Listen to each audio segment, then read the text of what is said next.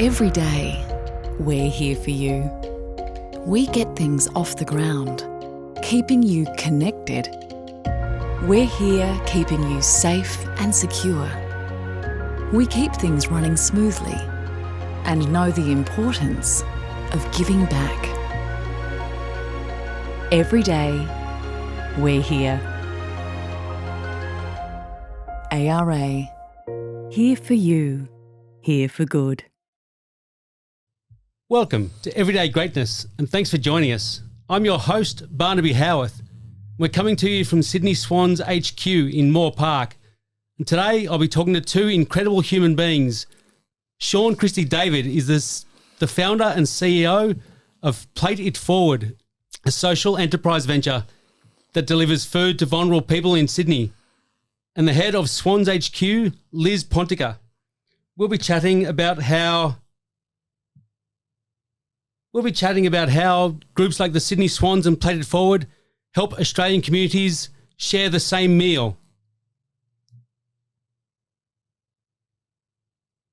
Before I start, though, I'd like to acknowledge the traditional owners on the land on which we meet, the Gadigal and Bidjigal people. I'd like to extend my respect to elders past, present and emerging. One of the proudest things I can say about myself is that I am Australian. So I give this acknowledgement from the heart.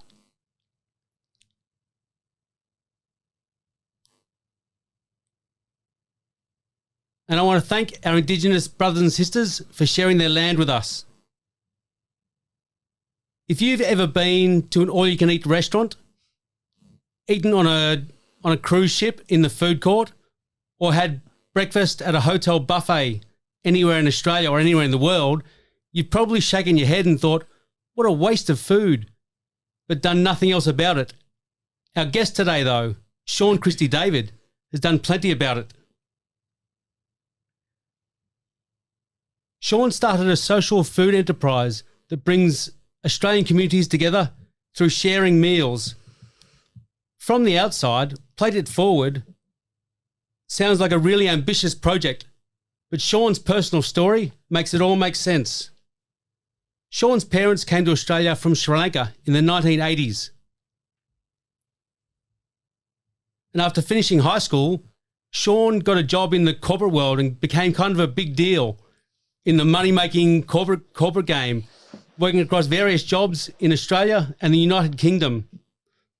But the lessons Shaun and his brothers learned at their family kitchen table from his parents weren't about how to become ruthless, win-at-all-costs money makers. They're about matters of the heart and using your skills to make the world a better place. So in 2019, Shaun opened Colombo Social, a modern Sri Lankan restaurant that actively recruits asylum seekers, and he provides training and mental health support for workers in need. In 2020, during the COVID lockdowns, more people were in need than ever before. So Shaun started Plate It Forward, that social enterprise that brought a sense of comfort and purpose when people were otherwise in struggle city. Shaun's parents once said that it doesn't matter if you're the king or queen of England or a person that just walked in off the street, everybody gets treated the same. With such a strong drive to make the community a better place, it's no surprise that the cafe at Sydney Swans HQ is staffed by Plate It Forward. So to chat about how food can be used to make a more inclusive society, it's a privilege to welcome to Everyday Greatness Shaun Christie-David and Liz Ponitka. Thank you, Shaun and Liz, for joining me. Thank you. Thanks for having us. So let's start with you, Shaun, and how Plate It Forward started. Did you have a fully blown existential crisis when you're in the money-making world and want to give back to society? Kind of. It had always been there. I think when I was growing up, we got very lucky with, I suppose, food, comfort, health, and in particular growing up in Australia and Sydney, the greatest country that we could ever kind of live in. But my parents had left Sri Lanka, and only much later on in life, when I was about 20, I would have been 28, working at a very nice bank, having a very good life, that I went over to Sri Lanka and saw what could have been. It was that kind of sliding doors moment about this is where life would have been if you weren't born in Australia. And that made me, I suppose, a bit overwhelmed, a bit kind of shocked. But then what do you do with that? And how do you create opportunities for people that didn't get that didn't win the birth lottery that I won? So that's kind of how we developed the movement that is now. But that took years of soul searching, digging deep and trying to figure out how do you create that. Movement is probably a very good word to describe how it all rolls. So tell us a bit about each one of your social enterprise ventures. Let's start with Colombo Social. What can people expect if they make a booking there? So Colombo is, I don't know how to describe it without saying the word fusion, but it's that kind of, it's my journey, but not only my journey, but people that have been born in this country, that parents have been kind of from overseas. And we decided to do a menu that was kind of modern Sri Lankan. So taking influences of Australia. So it's got, soft shell crab, roti tacos. So taking that whole taco. I'll explain it through one dish because it's the easiest way to describe it. So I was born here and Sri Lanka. And what's the similarities? Fresh seafood, fresh fruit and vegetable, but then like modern Australian dining, which is tacos. So we took that tortilla that you take in a taco, put a roti instead. So the roti bread symbolic of like the way that we eat bread, and then coated it in Sri Lankan spices, and then brought Australian Sri Lankan influences. And the whole style of the menu is that it's heavy hip hop, it's cool cocktails, it's a nice fit out, it's a fun place to be. But then you go to the second part, and you go to the second stage of your dining experience. So after you've had your starters and your entrees, you go into the mains, and that's my mum's authentic home style food that she's given us her recipes, she's given us everything, and we've created that kind of cross culture of first generation migrant, authentic, true, and then funky kind of venue as well. So that's Colombo. A second venue was Kabul, and that's really fun Afghan women who are, a lot of them are over the age of 55. Their very first job ever, and some younger ladies now who they're mentoring and training up to become like the next ambassadors and leaders of that venue. And that's really cool Afghan food, grab and go style. And then we've got Kiev, which is our Ukrainian, again, influenced heavily by generational mums and grandmas, and then taking a funky twist on it with cool kind of ceviches and other dishes that we've been able to pull out and make modern as well. Sounds tremendous, making me hungry. Yeah. And I've got to ask this question on behalf of a lot of Australians who can't cope with a lot of spice. How spicy are your meals at Colombo Social? There's rice. There's rice if you don't like spice. I think that's the only thing that you can eat. No, there's various styles. So we've ranked our curries from bloody hot all the way through down to mild as well. Bloody hot. It's a good official description. So let me ask you about your jump from the corporate world. You described yourself as living a pretty good life when you were in that world. How big was the risk as you saw it in taking on a social enterprise venture? My mum still asks me when I'm going to get a job. She's like, when are you getting a proper job? I'm like, oh, far out. But I think the payoff, and financially it's a stupid decision. I admit that, and I know that full well.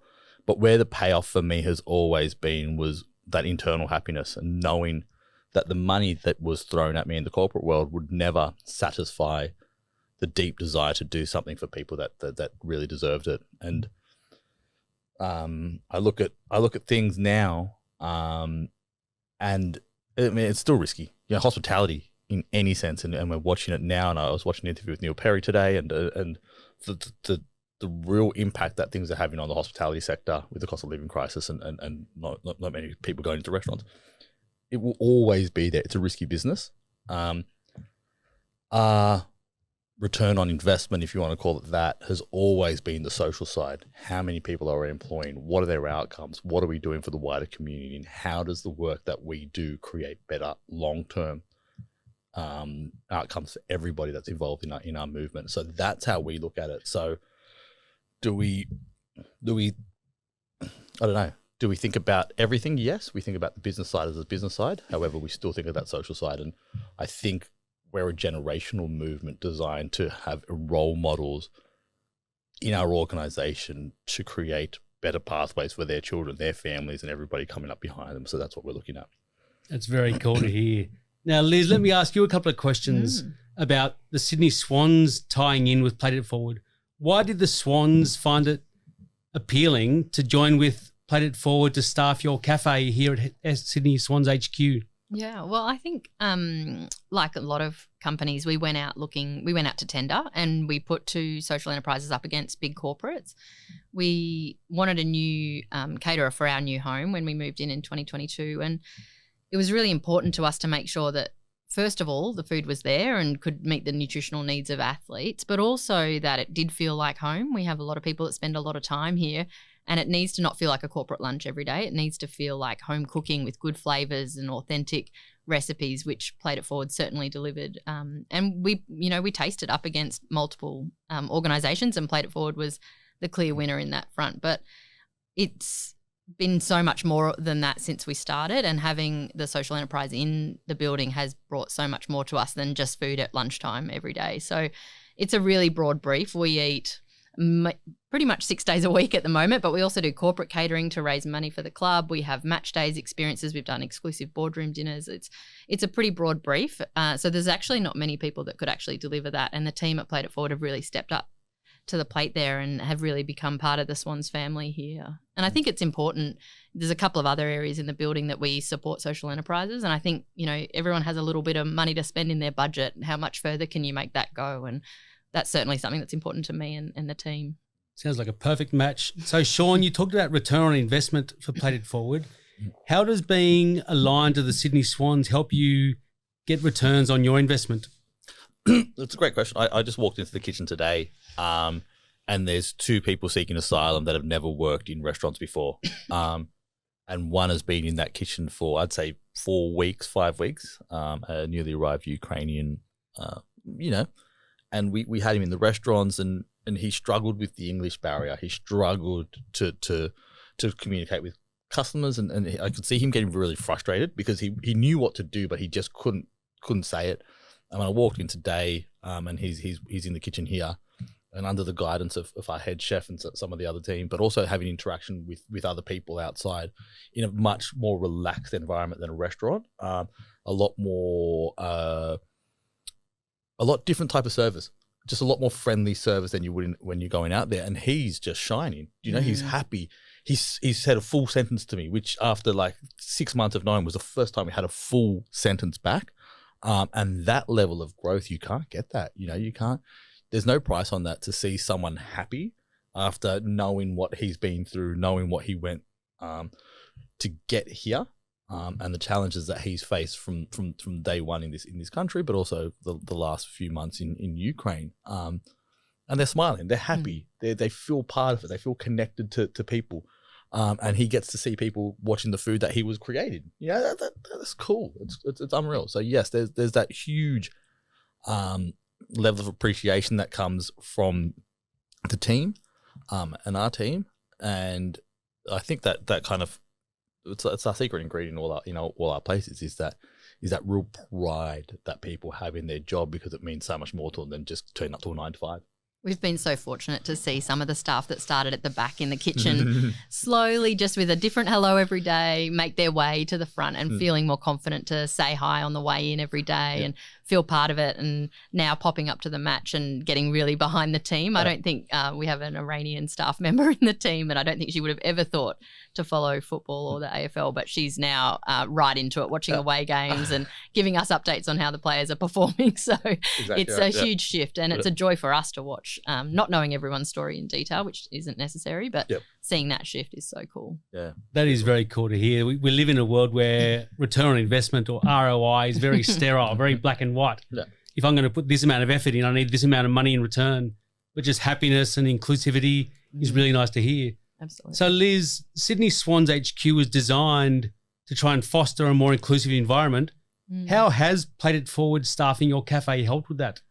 Well, it's the hub, isn't it? Like, it literally and figuratively, it's the heart of the club, is our club dining room. And the guys that designed the club, which I can't say I was part of, really focused on being able to have everyone together for lunch. So that we've just walked in from lunch now, and we've got men's players, women's players, coaches, staff. We've got some of our tenants up there, all having lunch together, sharing different stories, having a chat over a meal. And it's just critical to the culture, and it's critical to make sure that everyone's looked after and everyone's having a great day. So the Plate It Forward staff work so hard to deliver us with our shifting schedules and our different needs of everyone that needs to eat here. And they've just become part of the family. So we're so fortunate.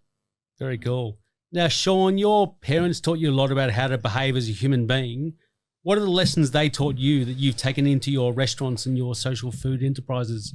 It's exactly what Liz just spoke about. It's that way that you sit down and engage people over the dining table. So my mum had 3 sons and my dad as well. And so that'd be 4 different times that people will come in for meals. 4 different and my mum would always sit with us and have a chat about how was your day. She'd sit down and never stand. She'd be there. If it's a cup of tea, if it's a biscuit, if it's a full meal or a little snack. And we got told, well, you don't eat alone. You don't eat alone. It's very uncommon for us to eat alone. And when someone is at your dining table, you engage with them. So our restaurants, all the way through from casual fine dining through to grab and go restaurants, and the work that we do here at HQ, it's always about that interactivity with people and going to a woman's just checking in on them. Hey, how are you? How is the food? I say this about to every restaurant. I'm like, picture your mum, for example, who again, our staff are from war zones and areas that they don't see their family a lot. I'm like, picture your mum comes here after 2-3 years, some of them have been 15 years away from their families and they come to your restaurant to see you at work. What would you do? You'd clean your bathroom. You'd make sure the whole place is tidy. You'd make sure that when they're eating that you're going up to them and just having that conversation all the time. I'm like, do that with every guest. And that style of service is very relaxed. It's not your standard hatched restaurant style of thing, but it's warm, it's personable. And it's what we use food for, which is a way to connect and really check in on people.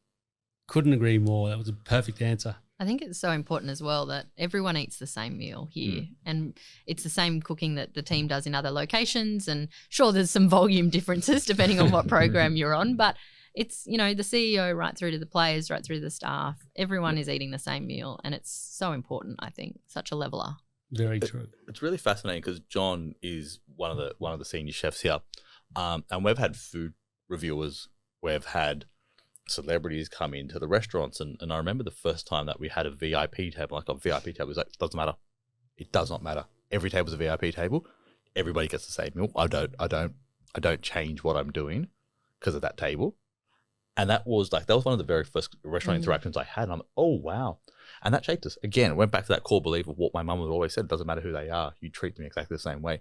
We donate 3,000 meals a week and make sure that the quality of the meals that we donate is up to the standard that we would serve here. Otherwise, I don't do it. I'm like, just because we're donating, it does not mean that we drop our standards. It does not mean we treat people any differently. So we've got that as an ethos that runs throughout the whole organisation.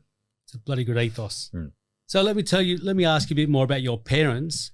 How lucky do you feel? Your parents fled a civil war in Sri Lanka and came to Australia. How lucky do you feel that a bloke whose parents moved from Sri Lanka to escape a civil war can start this hugely successful food enterprise and give back to the world and give back to vulnerable communities and help bring communities together?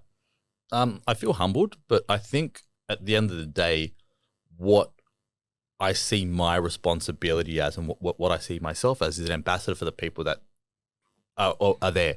That depth of talent, that depth of compassion, that depth of intelligence is I'm just one of millions of people that are often underestimated. I'm one of millions of people that didn't get that well, I got that chance, but there's so many people that are from Sri Lanka, Yemen, Palestine, wherever you want to be, who aren't getting those opportunities. And I think the role that I've always had is I get to walk into rooms such as the room with, the leaders of the Sydney Swans or CEOs of big organizations or whatever it is. I walk in there and I represent those people and say, what we're doing is we're not giving these people a chance. So if they are underestimated or they underrepresented, let's give them the representation, because if I could do this, imagine what people a lot more smarter than I am who don't have those opportunities. If we give them that, what's the world going to be? And the world's going to be a lot better for a place. Very true, very true. So what's next for Plate It Forward? You guys are huge and you're doing massive things and giving back to the world in so many different ways. What's next for you guys? Are you going to do Ulladulla Social? Yes, actually, the very next one.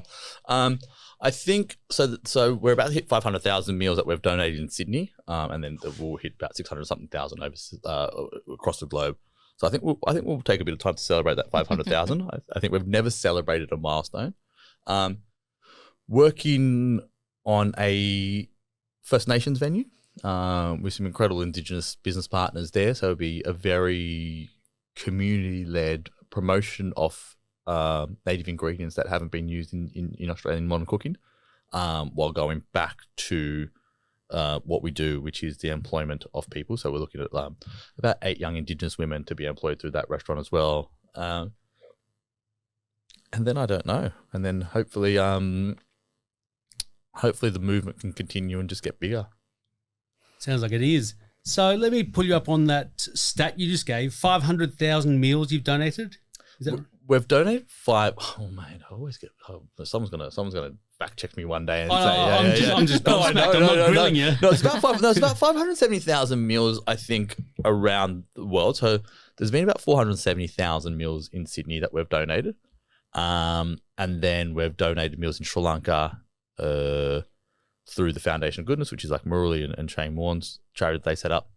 There's been meals in Afghanistan. About 50,000-60,000 there.